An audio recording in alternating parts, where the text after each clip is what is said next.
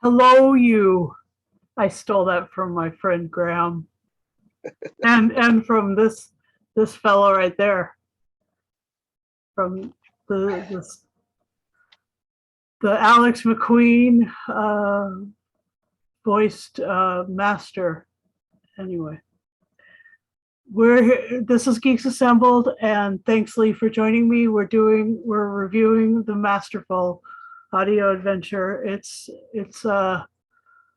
what if nine masters were present and accounted for in one audio adventure?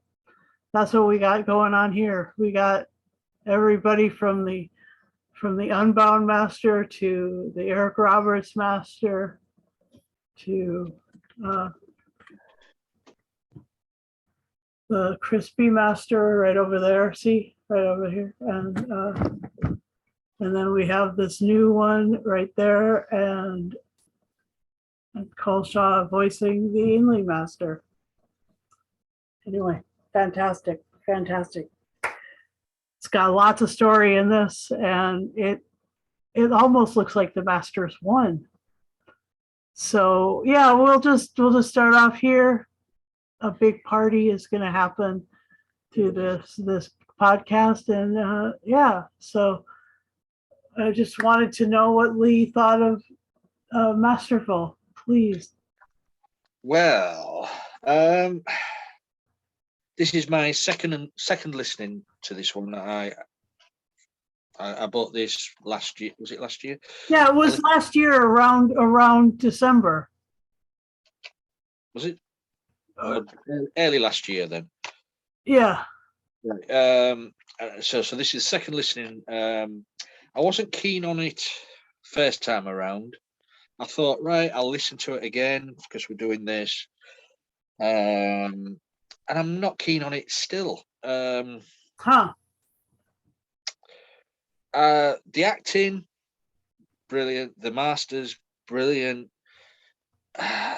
It's the story for me. It's not. It doesn't work. It's all over the place, which literally is all over the place. Yeah, it is a bit mad. The master is time scooped. So many of his incarnations time scooped, taken to a castle, and something horrendous happens, and they're time scooped again and scattered. And then that's when, for me, the story starts to fall apart. For me, the story was okay when they was all together in the castle, arguing, trying to, telling this, having a go at each other, and when Joe Grant turns up, wanting to kill Joe Grant, but when they're scattered, for me, it loses momentum. Oh, because you've got the masters split up or paired up in different time zones or wherever, and to me the story just falls to pieces. I just don't know why. I mean, other people may like that. I don't know. For me, I don't know. It just didn't work for me. And also to introduce Marlowe Parker as a young master. Why? I know why. Because they cancelled James Dreyfus, and in my opinion, they shouldn't have never done that. Everybody's entitled to have an opinion, their own opinion of what goes on in the world, and just to cancel him because he's got a difference of opinion is total utter bollocks, in my opinion. You see, I've got an opinion. They should have had James Dreyfus in this instead of Marlowe Parker, because he did sod all in this. It's great to hear John Sim again, because this was his return as the master on audio. Brilliant to have Eric Roberts, Derek Jacobi, Alex McQueen, as you say, hello you. Jeffrey Beavers, as you say, the crispy master. I'm not keen on Matt Gatis's Unbound Master at all. I just don't see why he was in this, to be honest. And John Cole shows interpretation of the Ainley Master. Well, not the Ainley Master stroke. Treeless Master. The Chameleon Master, because that's what he is. It's Chameleon disguised as the Ainley Master. His impersonation's a bit. His take on Ainley's not that good. I'm just wondering why they never why he didn't do the Delgado. Why is it Delgado in this? Yeah, that was always a question that I had too. You mean you've got all them, and you don't interpret the man who started. I just don't get that, because Coleshaw has done the Delgado Master in other audio. Yeah. So I just don't understand why they didn't involve that character for a little bit even. I mean, yes, he was mentioned because Joe Grant mentioned him. He apparently pushed her into the time scoop instead of getting scooped up himself. Why didn't they have a little scene? Why did Coleshaw do a little audio recording of the Delgado Master confronting Joe Grant and then pushing him in the time scope? Yeah, that would have been cool. That would have been cool. Then it would have been like a little cameo like the Fourth Doctor did in Five Doctors. Yep. Yeah, I don't know the story. I mean, I'd love to know, when we go back over to you, Susan, I'd love to know what you'll mostly actually love it, won't you? Yeah, for me, the story was okay when there was all gathering together in the Dark Castle. Yeah. Wondering why the party. Why they've been dragged here, who's dragged them here.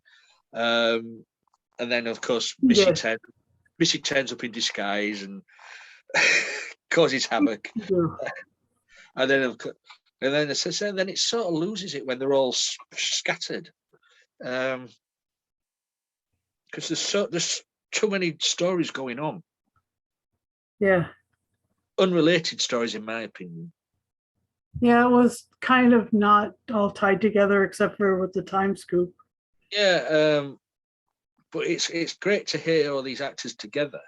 Yeah. But as I said, Marlo Parker should have been James Dreyfus, in my opinion. But that's down to Nick Briggs. But, we don't always agree with what Nick Briggs does, but we have no power over that. So yeah, that's my opening thoughts, Susan. Yeah. I hope you like that. So the other than the coming together at the Dark Castle at the beginning, the other thing that tied the whole story together was the entropy wave, and the entropy wave causing a CVE, which brought in the Gatus Master from the Unbound universe.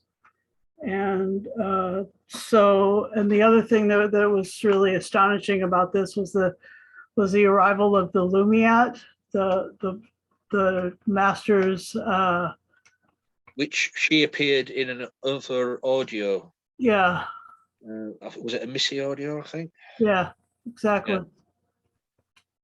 And the Lumiat was all the Master's good stuff. It's like the Valiard for the Doctor. You see, the problem there is if no one had listened to the other audio, the Missy audios, you wouldn't know what was who this Lumiat was. Yeah, right. That was not explained, but it was interesting anyway. Chameleon, it was good. The whole robot voice of Chameleon was great, and then his transmission from Ainley Master to Chameleon to the Doctor to, and then back to the Ainley Master was great, and it was good to have a chameleon robot in the thing again, and yeah, it kind of the chameleon, the Culshaw rendition of the Third Doctor was a bit like Tim Treloar, but I wonder why they didn't have Tim Treloar. I know that was weird, and then the Milo Parker was, part of this, the one that was ended up on the ship, and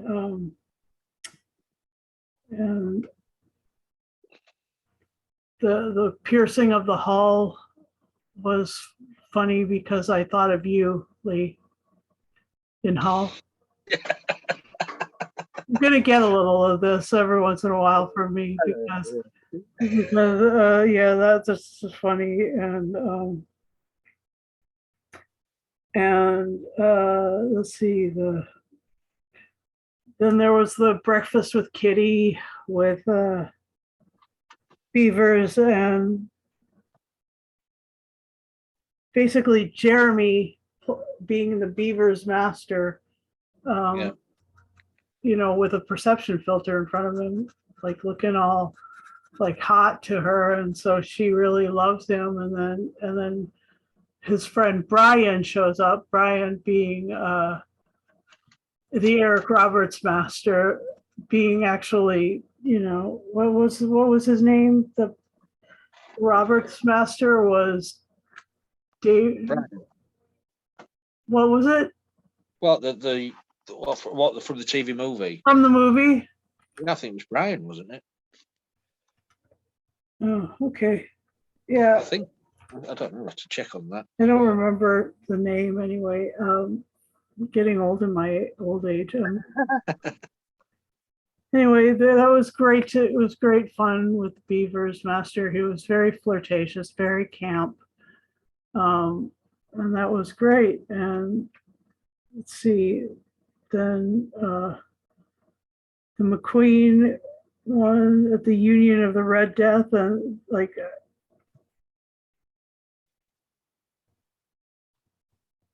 Is that right? Union Red Death. Yeah, that was right. And then they were captives on the ship, and then his appearing, the Sims appearing, and like that was fun. It's like how John Sims master, the Prime Minister Saxon master was great fun to pull all these characters together, and all because of the entropy wave that started this, because of all of this stuff. And yeah, so Bruce was the name. Bruce, that's right. It wasn't Brian in the So movie. It was Bruce. So it was Bruce playing Brian playing the master anyway. So there was a lot of like deception going on, and this poor woman Kitty was just completely surrounded by nothing but lies. And she even after that, she was like okay with it. Because she was so smitten with the master. So that was great. Anyway, I enjoyed it. What were your favorite moments? I liked Missy's take on everything, because she just wasn't taking anything seriously. She wasn't invited because her previous incarnation didn't want to invite her, which was the Sim Master, because he knew he didn't want to become her. I mean, it was good to hear him back as the master, but he didn't have much to do in this Sim Master, like of several of the other masters. The Eric Roberts master didn't have much to do in this. It was mainly all Missy, Derek Jacobi's master,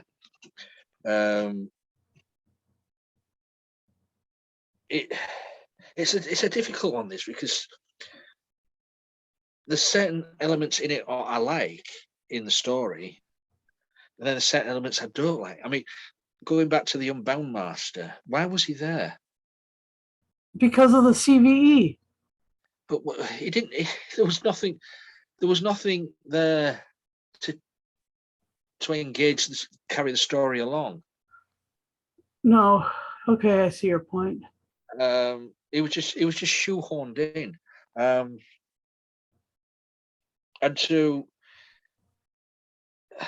the way they got rid of several masters by the chameleon self-destructing, and they just got rid of Eric Roberts' master, the Milo Parker master. You never heard of them again. They're gone. Gone. And as I said, the Unbound Master, Mark Gatiss, he just went on his merry way. Yeah, it's a strange one, this, because this was celebrating the 50th anniversary of it. Yeah, and to me, it didn't feel like an anniversary. It's a bit of a mishmash. I mean, I love Alex McQueen as the man. He's brilliant. Yeah, he really is. Yeah, but I would love to have had him more with the other master. You know what I mean? Don't separate them. Keep them together. You know what I mean? Yeah. Like they did in the castle, because there was all bickering. There was all mingling together. But then you split them all up, and then it doesn't work. If it's going to be a multi-master story, keep them together, or not just have two together. And the Kitty and the Crispy Master, I don't know, that bored me, because for me, Jeffrey Beavers is far better being the evil man. You know what I mean? The evil master. Yeah. Not the master what's mending generators or cooking dinner. Or that, to me, that's totally out of character. But one scene I did like, one scene is where they come back near the end, back in the castle, and I think there's 4 of them, and they're all opening the wine, drinking the wine, and it turns out the Derek Jacobi Masters poisoned the wine, and sort of kills them all, but he's also drank it himself. And this is, why have you done that? Yeah, but where does this story? Because it ends just abruptly. Yeah, and you never know really where in any of the timelines of any of these masters it fits. But they all die. I just the point of killing. But the master always dies and comes back. But this isn't the end. This is in the middle of some of their life cycles, right? Am I right? I don't know, but if they've all poisoned themselves, they've all fallen down dead, or they've been blown up, or what about Jo Grant? She got eaten. She did. I'm thinking, what's going on here? You can't just say, "Oh, it's eaten her," and that's it. That's you hear of her. There's too many elements in this story what doesn't connect with things we already know.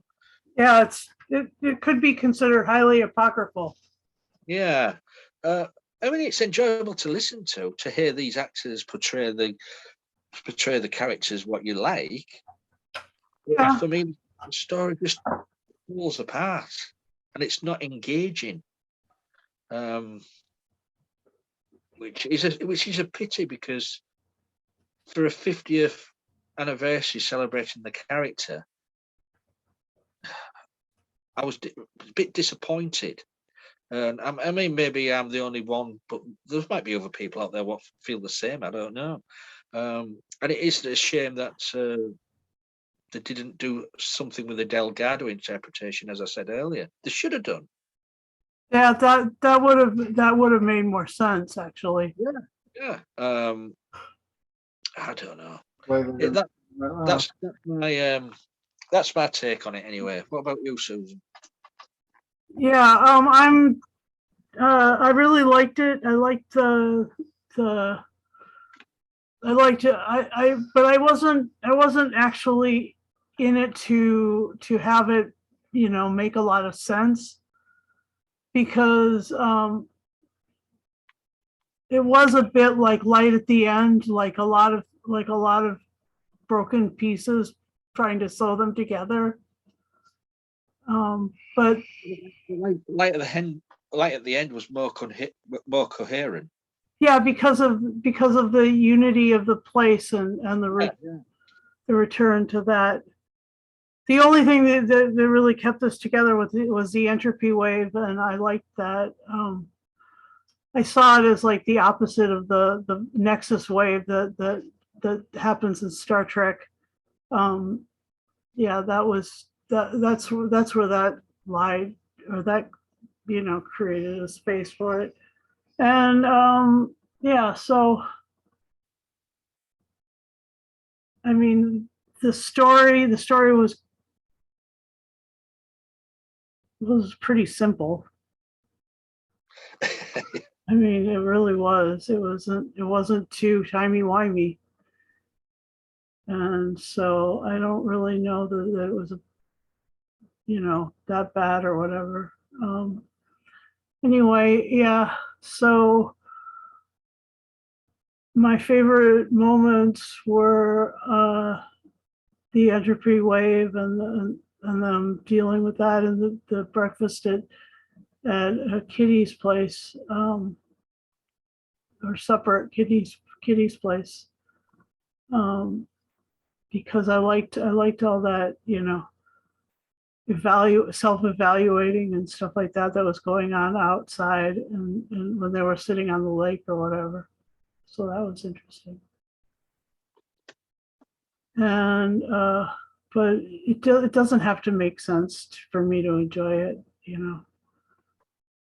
like the plot, like there were tons of plot holes, but mostly where did this fit in everybody's timeline? It could have been like the beginning. That's maybe why they were all evil, is because they were all poisoned right away by at the very beginning of their lives by themselves. That'll do your head in a little bit anyway. But yeah. So I'm glad it challenged Lee to hear it, and no great shakes that you didn't really like it. So anyway, what would you give it out of 10? Well, as I say, great actors in this. It's just a shame. Just a shame for me. The story, the writing, let them down, in my opinion. Ooh. I'm going to give it 7 TCEs out of 10. Yep. And I'll give this 8.5 chameleon robots out of 10. I really liked having Chameleon back. Well, he's back with some of the Fifth Doctor audios as well. So yeah, I'm gonna have to listen to those anyway. So enjoyed it and enjoyed this podcast. If you'd like to join us and enjoy these podcasts with us and listen to cool audio stuff, please do join us. We're going to do like one every 2 weeks, every fortnight, just like before. And we're willing to have you. Come on, come join us. Yeah, put your put your 2 cents in and join our party, because this is what the party looks like in the Hooniverse, and then this little party is what it looks like when the actors get together. A little older, a little more, down to earth or whatever. Yep. There were a few of the actors. Anyway, and I hope that you enjoy our Masterful podcasts on YouTube. If you're watching YouTube and you feel like subscribing, please hit the notification bell, because we will inform you as we are releasing more information and more fun podcasts about what we're covering here at Geeks Assembled.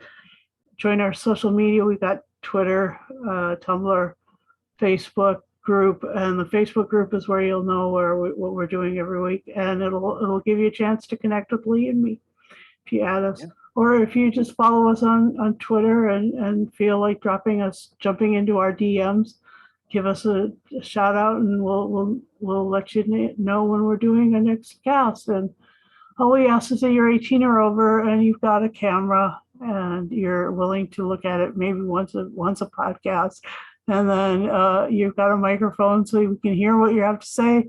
You don't spend your whole time on mute in the dark. We'll love to have you. Why don't you give us a message and please let us know that you're interested.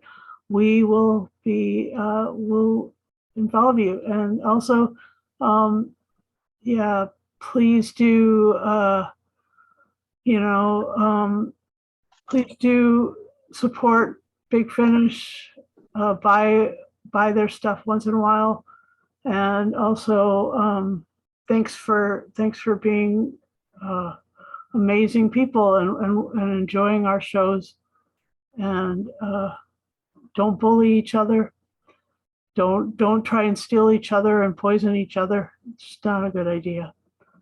Wear your mask and get vaccinated, and maybe the world will be better next year. Until then, thank you for watching. And bye-bye, Lee. Bye-bye, Susan.